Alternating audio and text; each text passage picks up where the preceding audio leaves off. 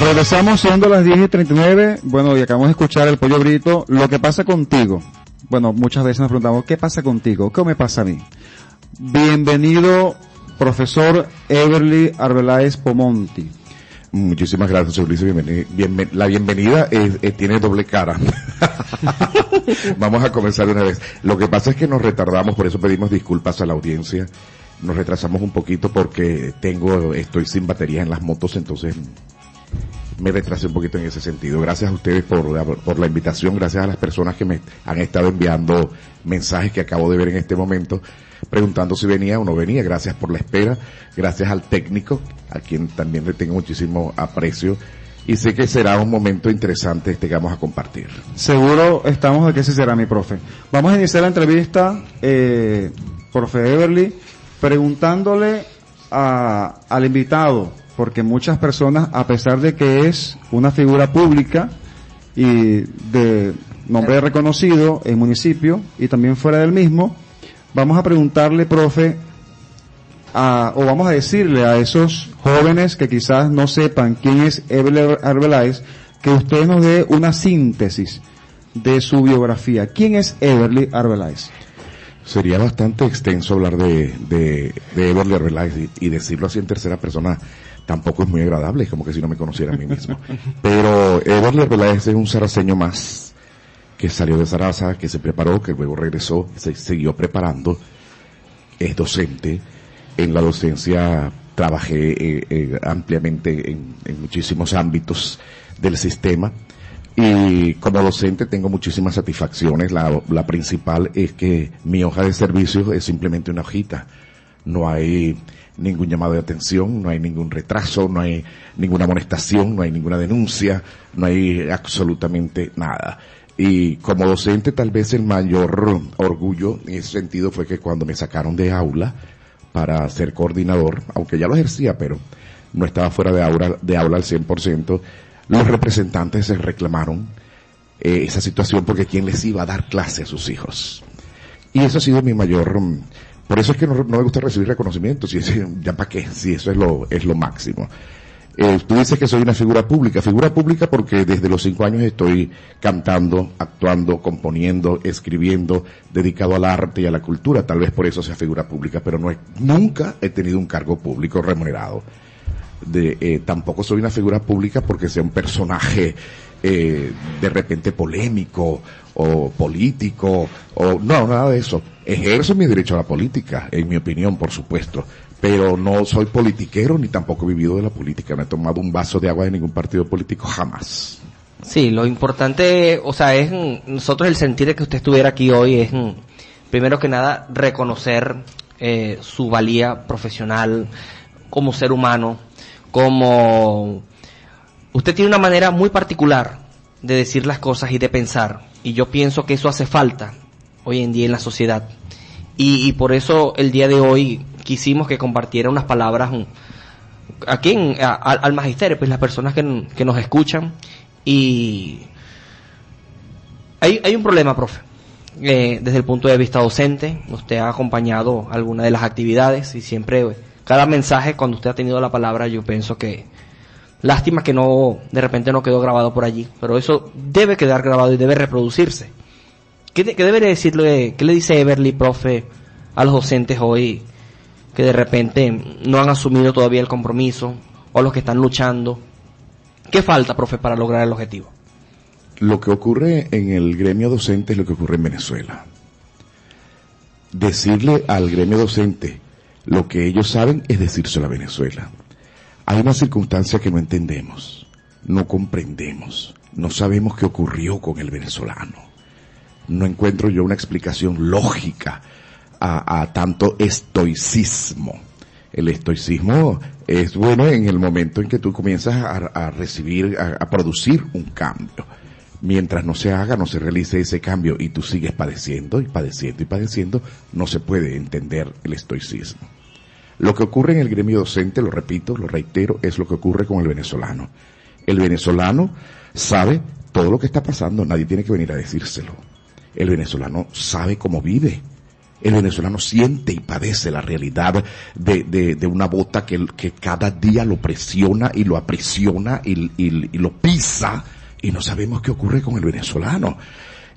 Son cosas impresionantes, ¿no? Lo que yo voy a decir no es nada nuevo, pero hay docentes que tienen que comprar la telita para el disfracito que se van a poner en el carnaval con esos $7 que ganan mensuales, y la compran y lo hacen y van y agradecen, y se quedan sin comer, y le piden a un familiar, y piden prestado, y se endeudan, y venden la licuadora que compraron hace 20 años cuando la podían comprar, porque 20 años para acá no pueden. Entonces, cuando otro grupo de docentes reacciona, y con todo su derecho, ejerciendo sus derechos legales, constitucionales, reclaman y piden un cambio, estos otros, el del uniformito, el del disfracito, el que va y mueve los deditos y se toma la fotico con el grupito, con la tortica celebrándole al comandantico, reclaman al otro y no lo dejan ser, no le permiten. Entonces algo pasa, no sé, sería que, como decía la Mortadela, se les inoculó algo, o qué ocurrió, o será que nosotros no sabemos si a ellos por debajo de cuerda le pasarán otro sueldo, o nos vamos y los visitamos en sus casas para ver cómo realmente viven. Pero yo me niego a pensar que esta gente que los vemos, que no tienen que ponerse en los pies, cómo vestirse, cómo comer, que andan flaquiticos, aparte de eso que hay otros elementos, hay una especie de plus para toda esta gente, no digo para los del gremio docente, sino para el venezolano en general que actúa de esa manera.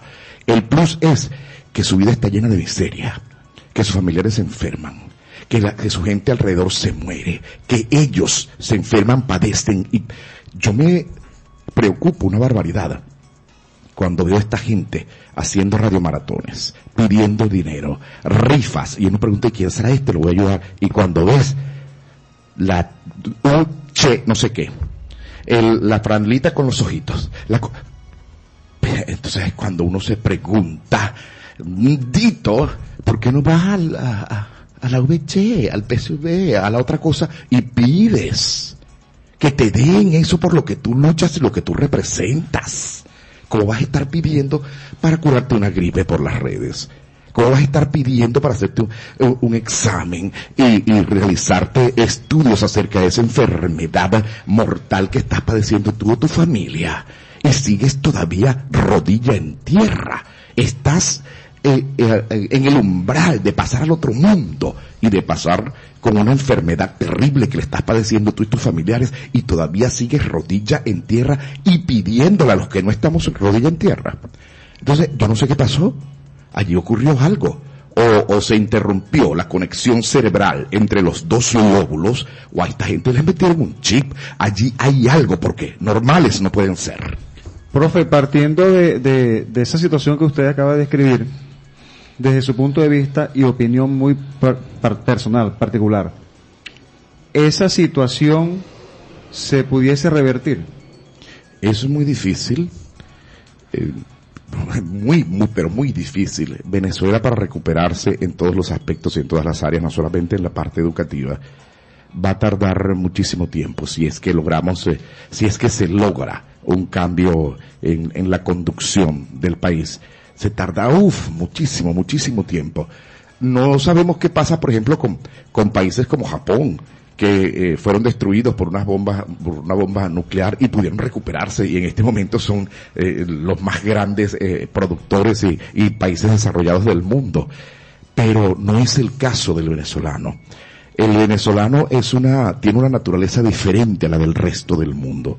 Pareciera que el venezolano, en lugar de esa necesidad por llenar, por suplir lo básico de la existencia, la comida, el hogar, la salud, todo, en lugar de llenar esas necesidades básicas, parece que lo que quiere llenar es salir en la foto. Y eso como que lo han entendido estas personas que nos tienen con el pie con la bota, pisándonos desde hace muchísimo tiempo. Nos toman la foto y nos tienen felices, y se nos olvida todo lo demás.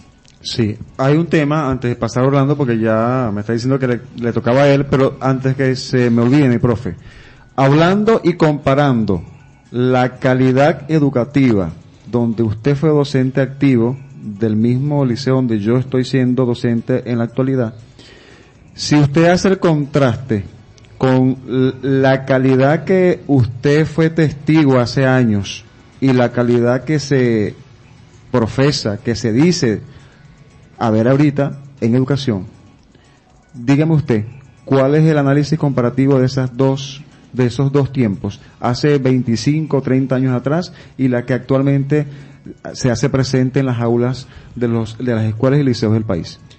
Esa es una pregunta interesante porque el objetivo de la educación es de lograr la formación de un individuo capacitado y apto para enfrentar una realidad, resolver.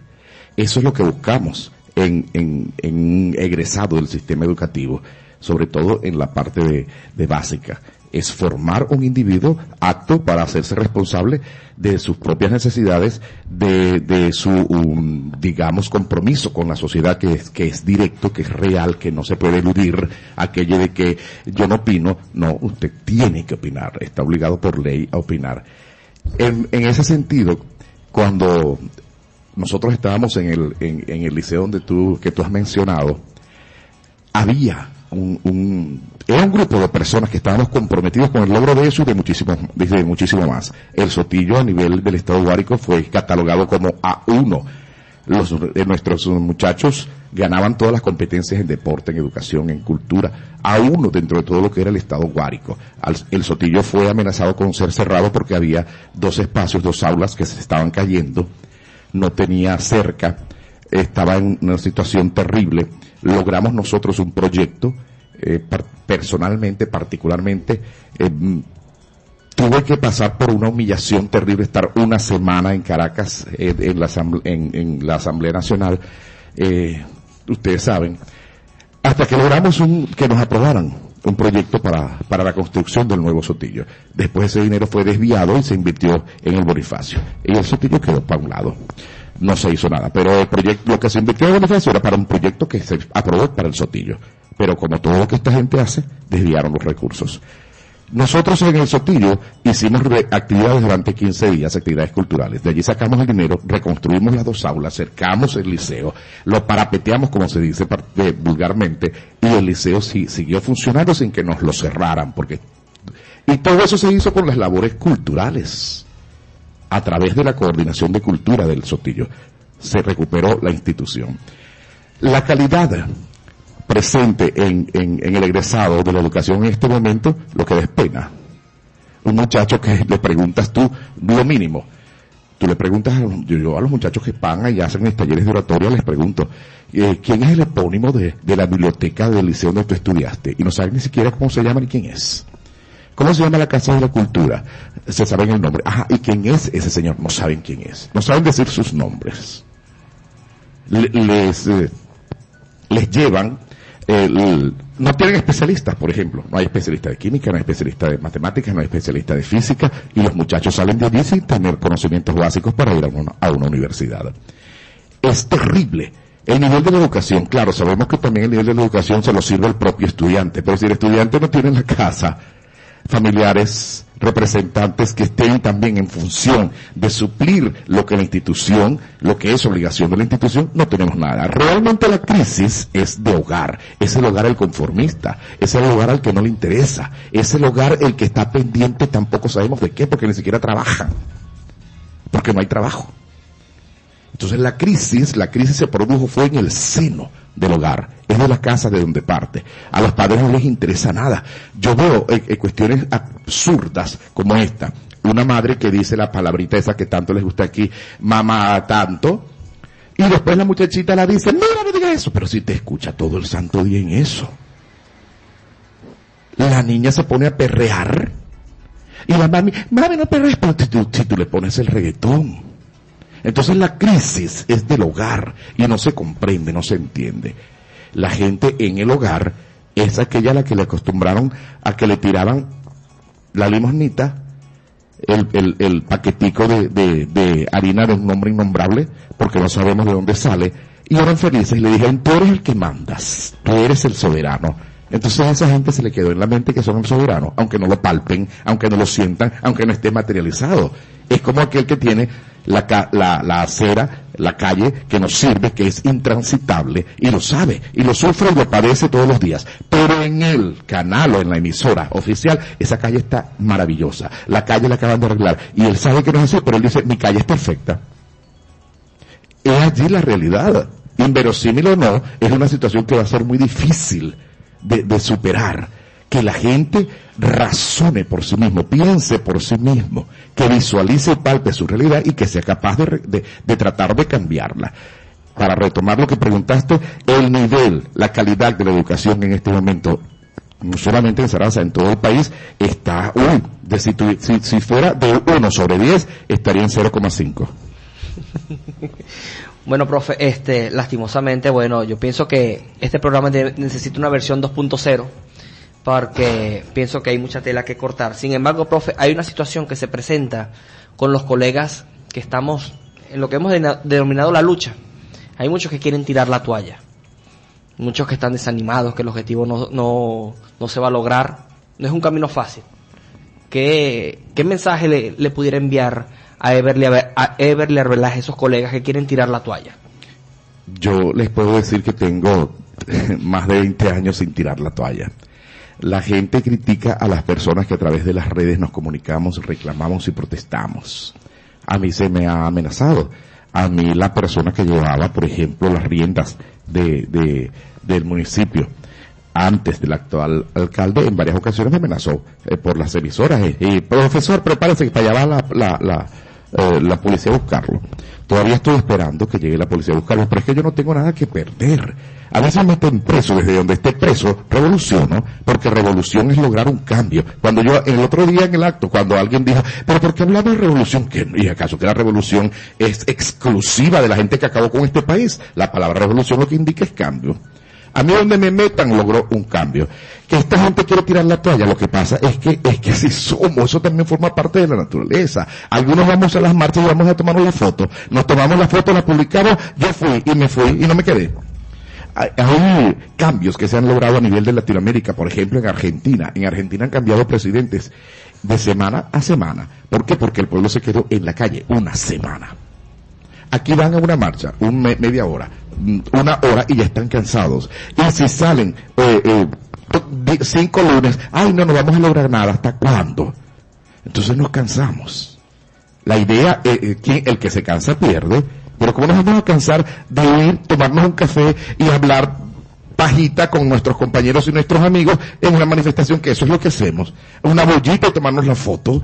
¿Cuál es el esfuerzo? ¿Cuál es el sacrificio tan grande que estamos haciendo por el cambio? Y debemos entender que no es solamente lograr un cambio inmediato, es un cambio que vamos a dejar, que va a trascender, que es para la historia, que es un derecho adquirido de los que vengan detrás, que deben defender. Nosotros en el magisterio debemos recordar cuando el magisterio era el que mandaba en este país.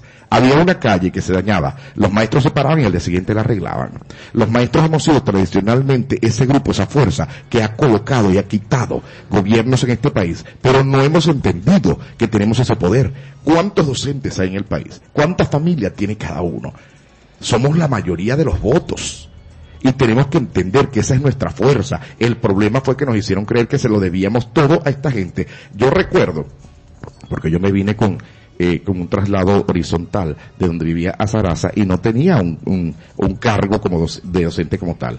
Cuando me vino, que me vino mi credencial, eso se hizo en un acto público en la Casa de la Cultura.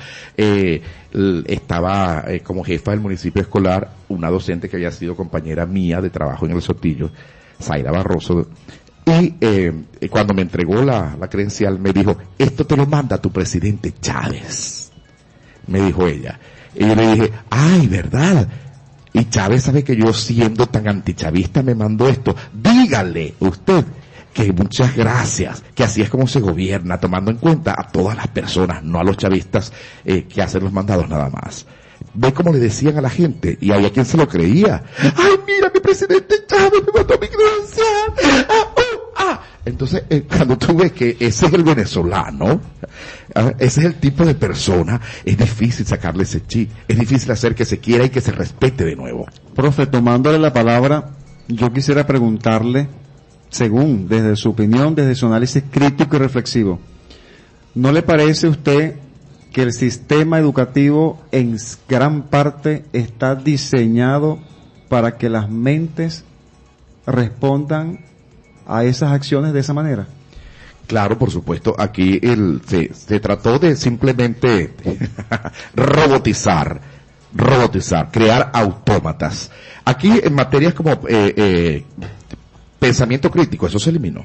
Aquí se eliminó la historia. ¿Por qué se elimina la historia? Aquí ¿tú das clases de historia? ¿Se da clases de historia en este momento? No. Ajá. ¿Por qué se elimina la historia? Porque al estudiar historia, entonces los muchachos van a saber que Chávez dio un golpe de Estado. Eso lo van a saber y van a saber todo lo que ha ocurrido y todo lo que ha pasado. Aquí los medios de comunicaciones fueron callados. No pueden, está ocurriendo una manifestación en este momento, hay un gentío reclamando y los medios de comunicación no pueden decir eso. Claro que, por supuesto, claro que sí, el sistema educativo fue llevado a sustituir todo aquello que incite al cuestionamiento, al pensamiento, a la opinión. Eso fue completamente mutilado. El sistema educativo está puesto al servicio de crear autómatas afines al objetivo gubernamental. Más nada. Sí. Bueno, profe, ya siendo las 11 de la mañana, de verdad que queremos invitarlo aquí públicamente a un programa 2.0 pienso que su forma de ver el mundo, su forma de analizar el país, de analizar al venezolano, pienso que hay muchas personas que deben escucharlo a usted para poder seguir ese proceso de reflexión. No quisiéramos cerrar el programa si antes el acostumbrado saludo pues al saraceño y al magisterio porque nos escucha. Quiero aprovechar estos segunditos antes de que me corran yo entiendo que tienen los espacios copados y sé cómo se trabaja en radio. Imagínense ustedes desde los 12 años trabajando en radio. Quiero aprovechar estos segundos para enviar un mensaje a toda la masa de docentes que están sincronizados con reclamar el respeto que se merecen, porque el docente es la persona que ejerce la profesión más delicada, más importante y más necesaria en una sociedad. No se rindan. No dejen de asistir a las actividades, acudan, resistan y no escuchen, por supuesto, amenazas de ningún tipo, porque sé que hay gente que sirve como soldados a esto que está ocurriendo en nuestro país, que no tiene ni siquiera nombre porque no entra dentro de un concepto, es una masa mafiosa que hace lo que le da la gana con una nación. Esa es realmente la situación y como nosotros lo entendemos. No, por favor, no tomen en consideración, no tengan miedo por las amenazas de esa gente que sirve a no sabemos qué porque no tienen un sueldo mayor que otro. De hecho, en estos días disculpen si me tardo un poquitico, en estos días alguien me comentaba y yo le pregunté, pero ¿cuál es tu jefe directo? Un supervisor, alguien que trabaje en el distrito, no es jefe tuyo. Tú tienes un jefe, en una institución educativa, el jefe directo de los coordinadores, de los docentes, de todo el mundo es el director. Es a él a quien tú le debes respeto y de quien debes seguir instrucciones, no de un supervisor. El supervisor no puede entrar, si ni siquiera el director le abre la puerta de la institución puede entrar solo, ni el ministerio puede entrar a la institución porque es autónoma. Hay detalles que tienen las leyes y que nosotros debemos conocerlos para hacernos respetar. Entonces vienen a mandar al personal que no es directo. Usted en su municipio mande y haga lo que le dé la gana, pero usted como supervisor tiene que entender cuáles son sus limitaciones. Usted no puede ni llamar la atención, ni mandar, ni regañar a un director como supervisor, para nada. El director es autónomo en su institución y el personal que trabaja en esa institución le rinde cuentas es a ese director. Un supervisor, alguien que esté en el distrito escolar, no puede pasar por encima de un director.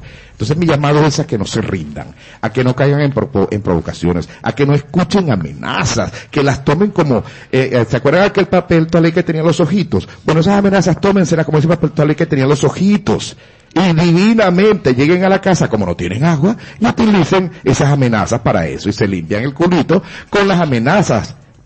Con el papelito que tenía los ojitos, más nada. No te rías porque culito es una palabra que es aceptada y que significa la parte trasera de todo y no es una vulgaridad ni es una obscenidad. Recuerden que aquí estamos hablando con alguien que es especialista en lengua. Mi profe, 1.000.000 de gracias por darnos estos minutos muy valiosos. Un placer de verdad tenerlo de acá. verdad, mi profe, bueno, queda el espacio abierto para que esta entrevista sea versión 2.0. Estamos a la orden. Yo donde me invitan voy, eso sí, donde no me invitan ni me asomo. Así es. Bueno, fue el doctor Everly Arbeláez Pomonti aquí en Domingo Magisterial. Llegamos a ustedes gracias a una cortesía de Atelier Profesional, la Casa del Tigre.